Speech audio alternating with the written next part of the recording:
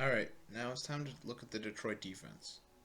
Detroit Lions. I've said about their offense. Detroit defense now, with defensive end Robert Porcher the third coming in as the D end, starting the defense off. Three-time Pro Bowler. This is a guy that's been able to have multiple sack seasons. This is a guy that's had pretty good years as a Detroit Lion, all with Detroit. 187 games that he played, 158 games that he started. An interception, 3 pass deflections, 18 forced fumbles, 7 fumble recoveries for a touchdown, over 500 tackles, and how about this, 95 and a half sacks. A guy that doesn't really know, that we really don't, I don't personally know, probably many people don't personally know his name. That guy to be that productive and not really well known, that's shocking to me. I do believe that he does deserve to be known because he's got the ability to be a stout defensive end. So, with that said, great start to this Detroit Lions defense. We'll just have to see how it goes. All right, now it's time to look at the defensive tackle. The first one, because we are running a 4-3. Doug English. He's a 4-time Pro Bowler, and he's an All-Pro. Pretty big defensive tackle, to say the least. The largest he's ever recorded sack total-wise with 13 in a year.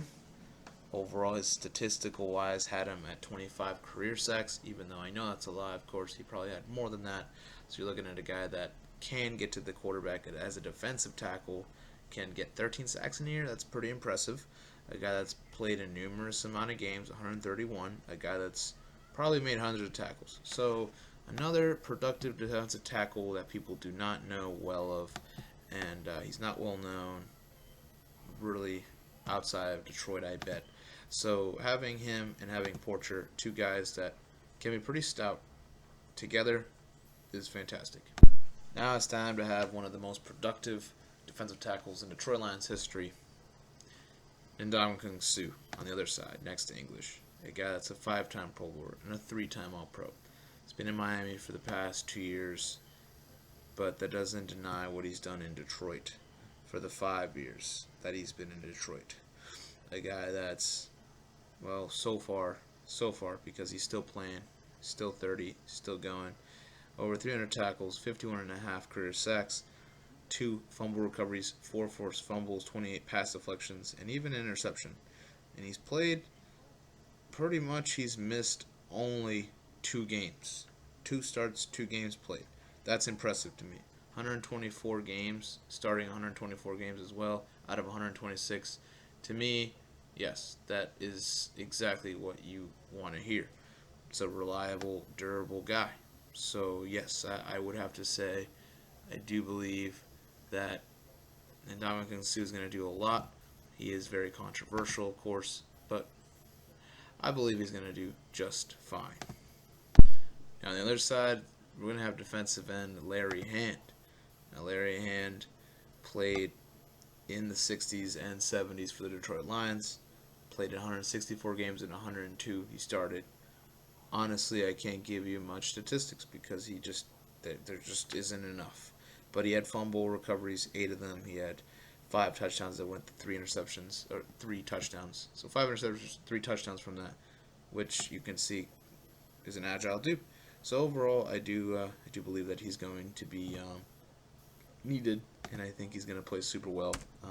Kind of a shame that he never was called up by any chance to be a Pro Bowler, or just any honor.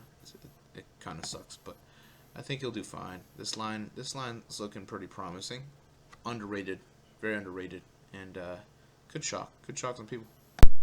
All right, well, how about the linebackers? And we start with linebacker Chris Spielman. He's a 4-time Pro Bowler and an All-Pro. A guy that played for Detroit for 8 years out of his 10-year career. A guy that accumulated over 1,100 tackles. A guy that had 10.5 sacks, numerous fumble recoveries, numerous forced fumbles, 6 interceptions. A guy that played 148 games, started 148 games. A guy that was very useful for his time, and back in those 80s, 90s years. So, I mean, overall, I think he's going to do super well, of course. I think Chris Spielman is one of those guys that unfortunately will never get the prop. The pretty much the notice, the attention, the prop, like the just his whole credit for what he did. I think he was a great player at the time of his career. So yeah, I think he's gonna do great at that outside linebacker position since they do have 3 linebackers. So all right, well now overall, well we got middle linebacker Mike Lucci. He's a Pro Bowler. He's a one-time NFL champion. He won the NFL championship with the Cleveland Browns. But yeah, he started his career in Cleveland at the age of 26 in 1965, moved to Detroit, and played the rest of his career till the age of 34 with Detroit. A guy that, 9 years spent there in Detroit. A guy that played 154 games. He's had 21 interceptions in his career, 4 of them being touchdowns. It's a guy that, I think will prove to be useful. Again, no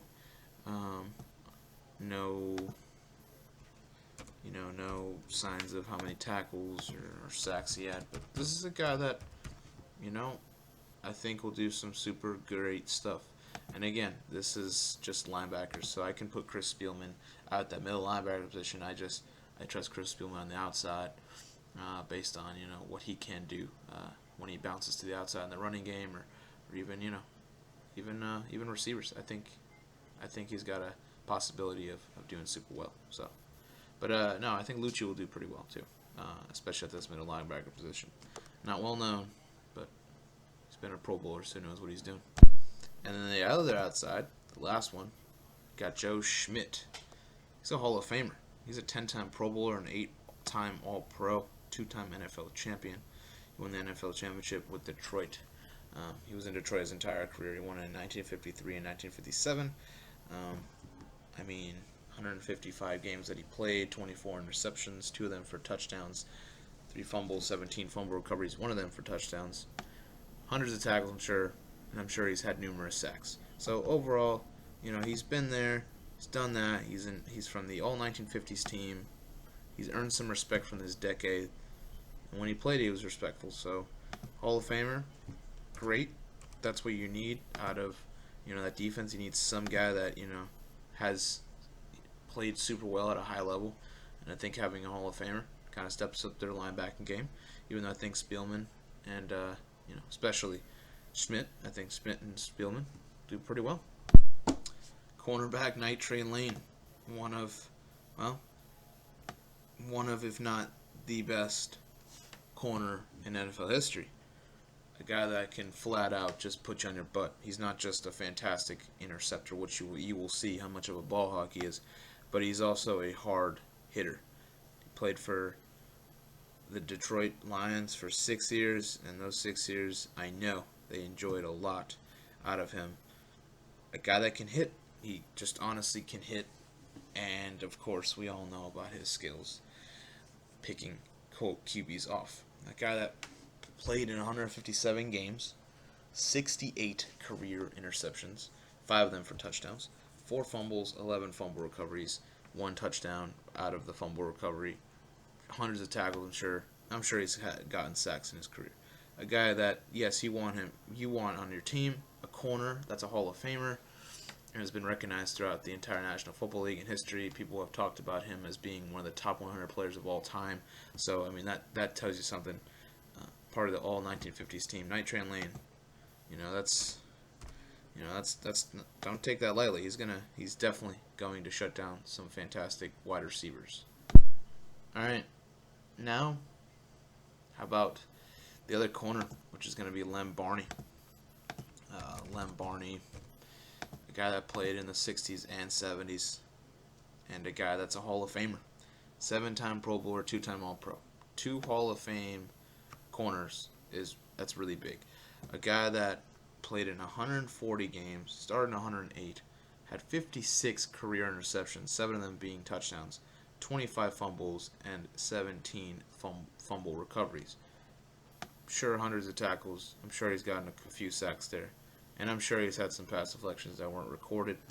Who knows? But 56 interceptions, and then on the other side, 60 interceptions.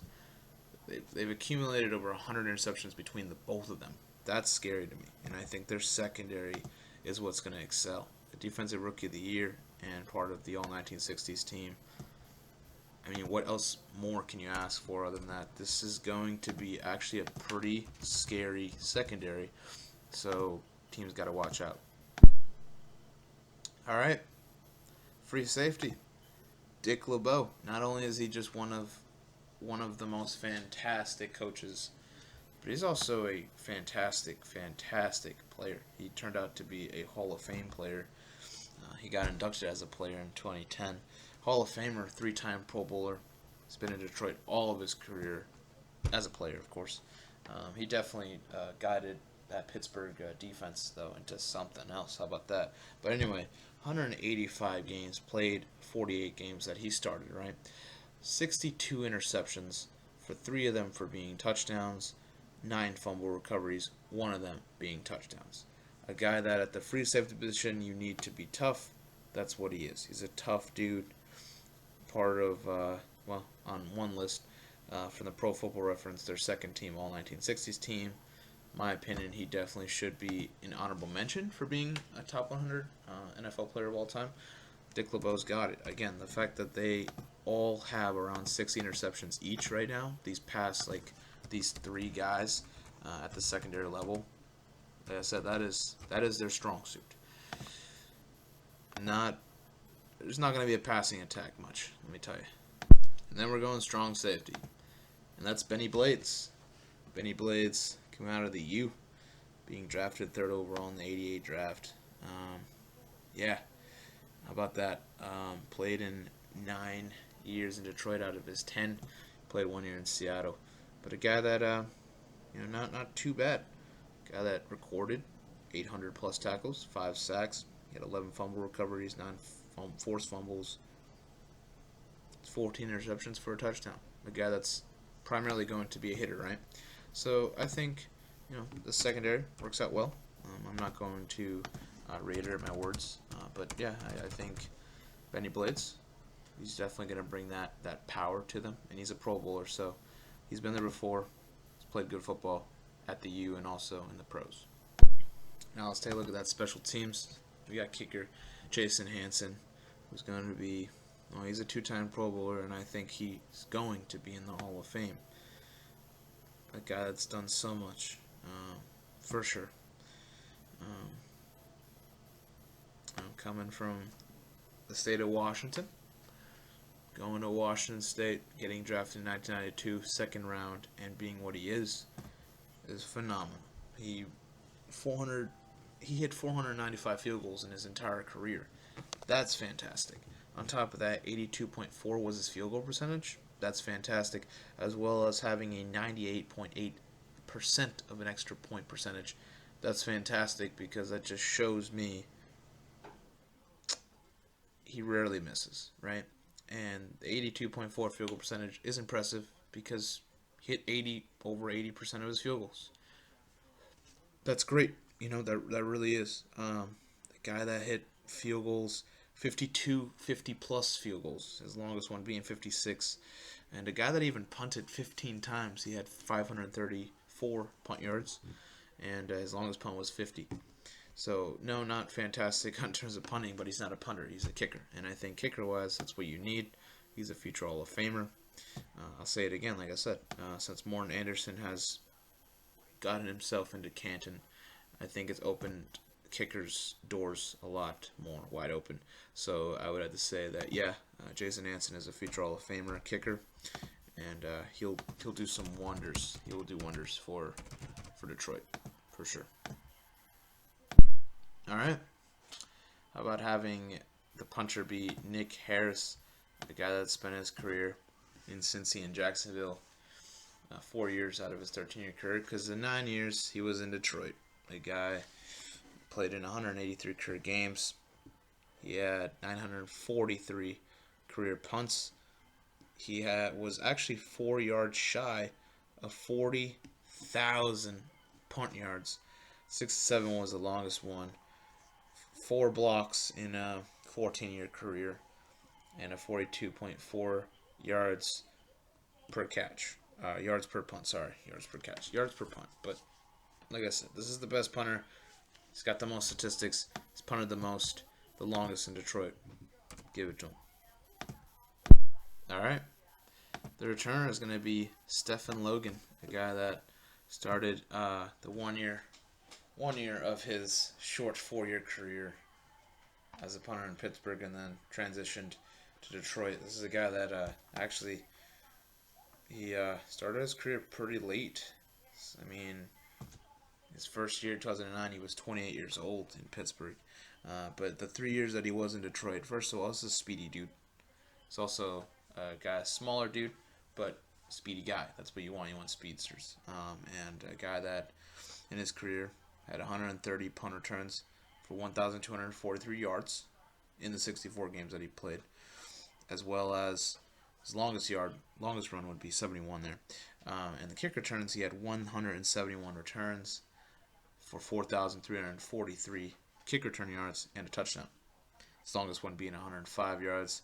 And this is a guy that you want a speedster. He was a speedster. He's also primarily one of the few kick returners that were successful in Detroit.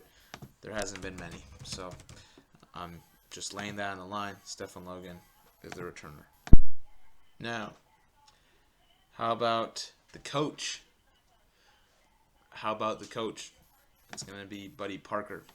He won the NFL championship as well as a part of the Detroit, as a Detroit coach. Or two, actually, should I say. He won one as, I believe, a player. But anyway, he was a player. He was a fullback.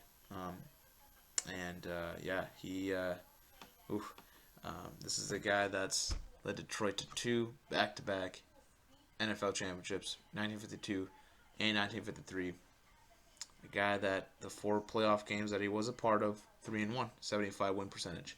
I know, not much of a playoff, guru, but he won 75% of his playoff games. You gotta give it to him. Honestly, when you're in the playoffs, you gotta win as much as you can. He won as much as he can. He also coached 188 games, and he got Detroit to a 47-23, as well as 2 ties, a 67 win percentage in the regular season. Again, that's what you want. So I think Buddy Parker, his resume, really, that's what sets him from every other coach that's ever been a Detroit Lions coach. He's won 2 NFL championships.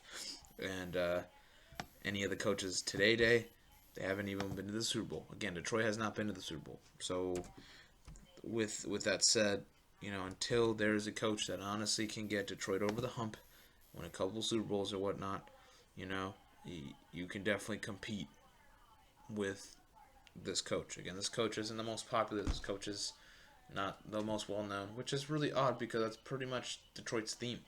Not well-known, but pretty great football players, pretty good football players that can play. And I think Detroit can make that their motivation to beat some pretty good teams.